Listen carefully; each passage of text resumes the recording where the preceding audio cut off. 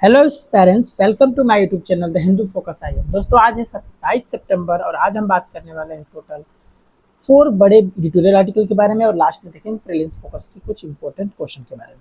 देखो दोस्तों, सबसे पहले हम देखने वाले हैं अग्नि प्राइम रेल बेस टेस्ट के बारे में। आपको पता होगा जीएस पेपर 3 के हम साइंस में इसको रिलेट करेंगे। थर्ड देखेंगे जो है डुगोंग कंजर्वेशन रिजर्व के बारे में, यानी ये इन्वायरमेंट से रिलेटेड है।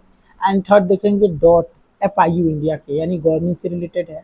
एंड फोर्थ देखेंगे salt Gandhi ji sodium physiology से रिलेटेड, जीएस पेपर 1 के हिस्ट्री से है। और लास्ट में देखेंगे प्रीलिम्स फोकस के कुछ क्वेश्चन। चलो दोस्तों, स्टार्ट करते हैं। देखो, सबसे पहले हम इंटरमीडिएट जो रेंज है अग्नि प्राइम मिसाइल सक्सेसफुली टेस्टेड की गई है fire from rail based mobile launcher system के द्वारा ये लॉन्च किया गया है। ठीक है, चलो अब ये क्या है, न्यूज हाईलाइट में हुआ 25 सितंबर को। ये न्यूज था, क्या हुआ, इवेंट हुआ कि सक्सेसफुली टेस्ट फॉर अग्नि प्राइम यानी अग्नि P from a rail based mobile launcher के द्वारा डेवलपमेंट किया है DRDO और प्लस स्टैटिक फोर्स कमांड यानी SFC के द्वारा। रेंज है इसका कि 2000 किलोमीटर तक ये इंटरमीडिएट रेंज बैलिस्टिक मिसाइल को पूरी तरह से क्या करे, कवर करे IRM-BM के द्वारा। सिग्निफिकेंस की बात करें तो इसका first test from the rail based जो कॉन्स्ट्राइज हुआ था लॉन्च सिस्टम, जो रैपिड मोबाइल लो विजिबिलिटी होगा, road mobile conservation of Agni already introduce किया गया था। एंड प्लेसेस देखा गया तो among India selected a nation with rail based launch capability के द्वारा।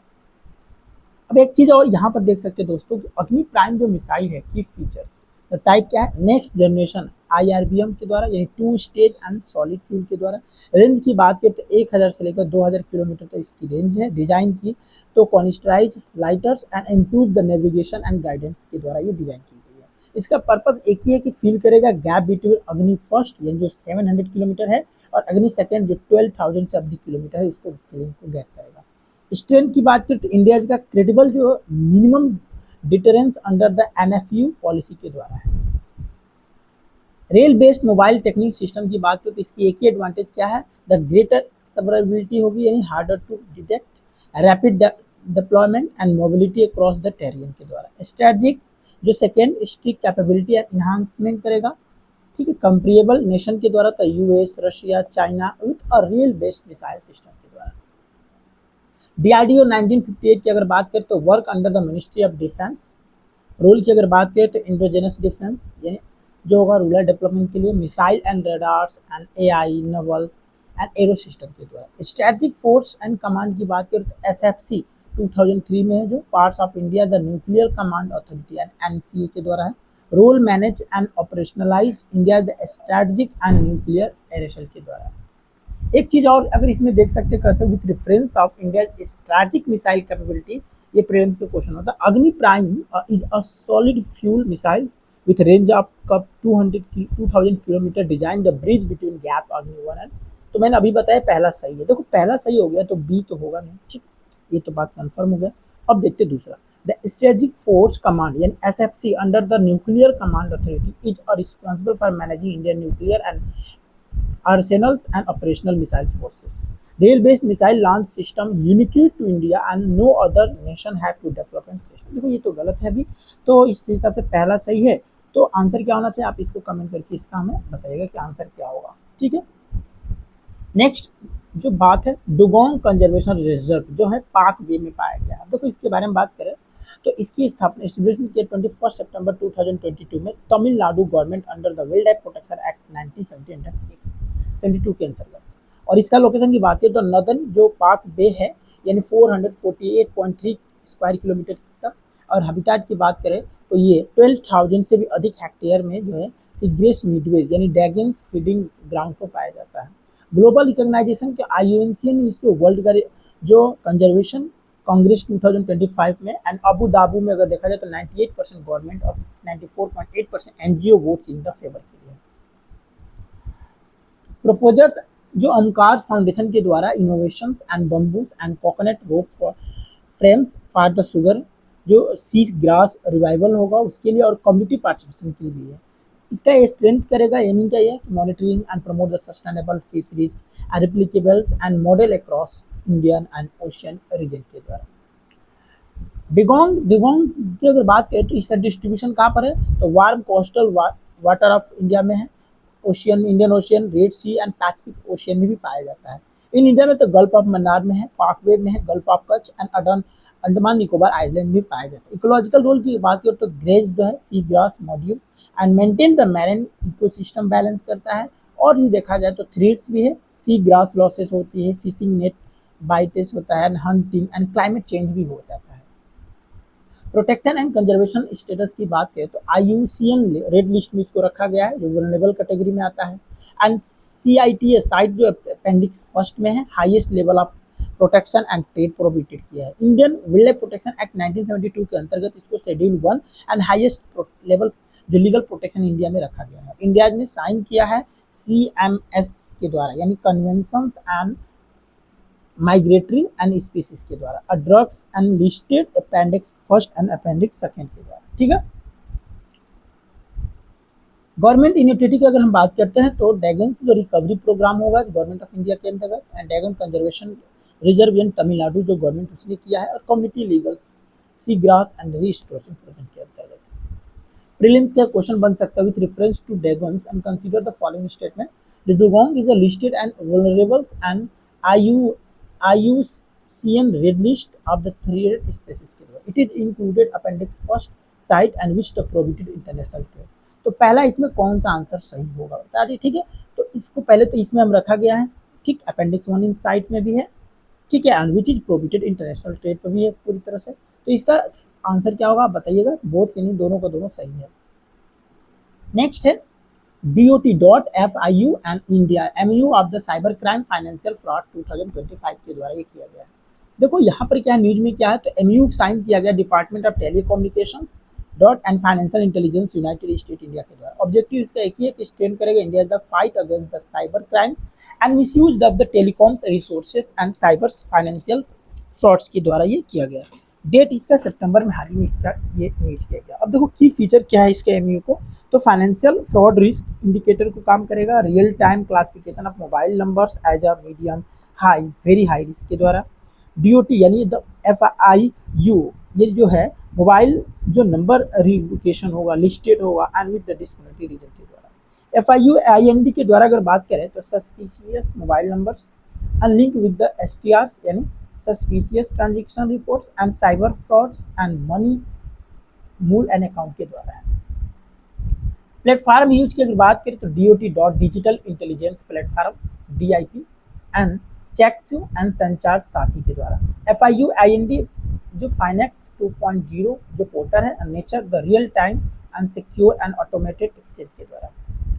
साइबर सिक्योरिटी गेम्स की अगर बात करें तो prevention early the detection of the fraudulent mobile connection and protection risk जो फ्लैग नंबर्स होगा, ये भी करेगा कि प्रोटेक्टिव होगा, और ये भी देखा जाता है कि डिटेक्टिव टू प्रिवेंटिव इंटेलिजेंस के द्वारा भी किया जाएगा। वाइडर इकोसिस्टम की अगर बात करें तो ये एक डॉट जो है डिजिटल इंटेलिजेंस प्लेटफॉर्म होगा जहाँ पे 700 से अधिक स्टेक होल्डर्स जो स्टेट और UT, police, SEBI, NCPI and FIUND and 650 से भी अधिक बैंक इसमें काम करेंगे। सपोर्ट संचार साथी प्रोग्राम जो ऑलरेडी इस पे काम कर रही है, जो 2.8 करोड़ की जो है फ्रॉडेंट मोबाइल कनेक्शन की कर रहा है। Bank prevented 48 lakh the transaction and 140 crore using the FRI यानी टिल 2025 के अंतर्गत देखा गया। अब इंस्टीट्यूशनल जो FIU IND के द्वारा अगर देखा जाए तो इसकी स्थापना क्या 2004 में under MOFA department of revenue के अंतर्गत रखा गया है। फंक्शन की बात करें तो ये कलेक्ट करता है money, analyse and share the intelligence, money and laundering and terrorism financial जो होते हैं उनको रोकने का काम करता है। DOT का डिजिटल इंटेलिजेंस यूनिट की अगर DIU की बात करें तो ये स्पेशलाइज है जो counter misuse of the telecommunication resources को करता है। AI और बिग डाटा जो टूल्स है डेवलपमेंट करता है। ASTR detector multiple scenes and under the fake KYC। COIR detects the block and spotted integration call. संचार साथी ये सभी के सभी FRIA जो है risk taking the mobile numbers, ये भी एक पूरी तरह से रोकने का काम करता है। अब प्रीलिम्स के क्वेश्चन इस पे बन सकता है with reference to recent step India cyber security architectures the financial intelligence unit India यानी FIUNI function under the ministry of finance and it the national agency for the sustainable suspicious financial transactions. ठीक है, दूसरा department telecommunication digital intelligence united has been developed like ASTR, COIR, CRUPS and telecom basis answer. The financial fraud risk indicator FRIA the development by RBI classify account the different risk category and detect money building. आप इसका answer हमें comment करके बताइए। देखो अब next है salt Gandhiji and physiology of the sodium oxide. आपको पता होगा ये चीज़ क्या है। गांधी जी नमक छोड़ो आंदोलन जब स्टार्ट किए थे तो ये वहाँ का सीन है। अब देखो यहाँ पर हिस्टोरिकल कंटेक्स्ट क्या है। जो साल्ट सत्याग्रह था, नमक सत्याग्रह जो चला था, दांडी मार्च जिसे बोला 1930 में, तो protest against the British salt monopoly and high salt, यानी नमक पर टैक्स लगा था ब्रिटिश के द्वारा, उसके बचाव के लिए गांधी जी रोड पर उतरते हैं। Salt chosen for being a daily necessity, और डेली हमारे जीवन में नमक एक बहुत इंपॉर्टेंट था। Connected the politics to the peoples and survivals and colonial salt tax में अकाउंट फॉर 8 से लेकर 10% ऑफ ब्रिटिश इंडियाज रेवेन्यू में। Salt price often the unaffordable for peasant and no remission even during the family. Physiological importance of salt की बात करें तो sodium जो chloride है एसेंशियल फॉर द क्या है, fluid balance, blood pressure and regulation, nerve and muscles के लिए। साल्ट डिप्रिवेशन की तो हाइपोथेरियमिया जो होता है उसके लिए, फैटिग्यू, जो कंफ्यूजन, ये सारी चीज़ के लिए काम करता है। और ये भी देखा गया था कि उस समय जो डायरिया जैसी जो बीमारी थी सेटिंग द ट्रॉपिकल इंडिया में, ये भी एक बड़ी समस्या है। तो पब्लिक हेल्थ डायमेंशन से देखा इन कॉलोनियल इंडिया में the lack of affordable salt वार्नेस and diarrhoea and mortality, salt deficiency the hidden factor in the famine death. Modern era में देखा जाए तो ORS यानी ओरल रिहाइड्रेशन सॉल्यूशन जो use the sodium glucose and prevention diarrhoea and death के लिए sense in the colony. तो world health organisation ने रिकमेंडेड किया है कि 5 ग्राम प्रतिदिन salt intact to prevent NCD, यानी एक दिन में आपको 5 ग्राम साल्ट की जरूरत ही लेना है। पोस्ट इंडिपेंडेंस शिफ्ट की अगर बात करें तो साल्ट जो remain taxes initially but now the GST exams. Current challenges की बात करें तो excess intake due to processed foods के लिए, और rising hypertension, stroke, heart disease, सारी चीज़ें बढ़ता जा रहा है।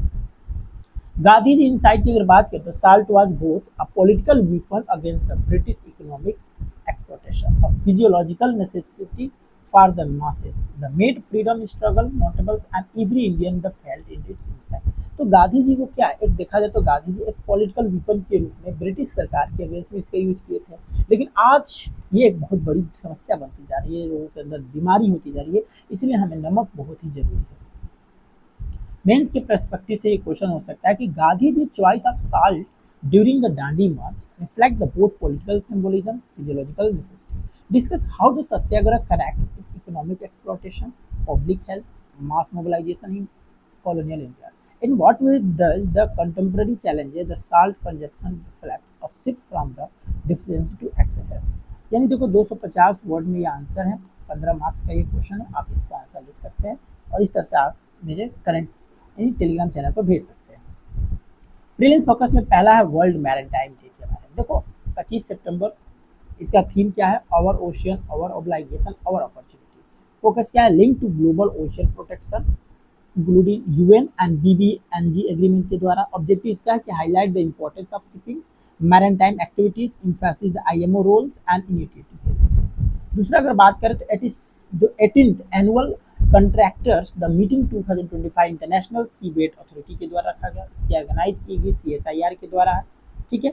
और इंस्टीट्यूट ऑफ ओशियनोग्राफी यानी NIO जो गोवा है उसके द्वारा, hosted by ministry of earth science and objective है forum for export contractor discuss the future of deep sea and exploitation rescue management. Pradhan Mantri Ujjwala योजना की अगर बात करें PMU के द्वारा तो लॉन्च किया गया था 2016 में। Ministry of the petroleum and natural gas aim provide the free LPG connection to women from poor household and including installation first refills and house regulatory and stock. Updated की बात करें तो 2025 से 26 25 lakh additional LPG and connection सेक्शनाइज हुआ था। Prelims practice question की बात करें, consider the following statement regarding the 8th annual contractive meeting 2025 international seabed authority के द्वारा ISA के द्वारा। The meeting was organised by CSIR and NIO in Goa and hosted by the minister person. सही बात है। The objective meeting was the bring together expert contractor discuss the future CDF, ये भी सही है, तो इसका C इज राइट आंसर। चलिए, तो इस तरह से आज का हमारा द हिंदू ट्यूटोरियल समाप्त हुआ। कल फिर मिलेंगे एक नए ट्यूटोरियल के साथ, तब तक के लिए अपना ध्यान रखिएगा। जय हिंद दोस्तों।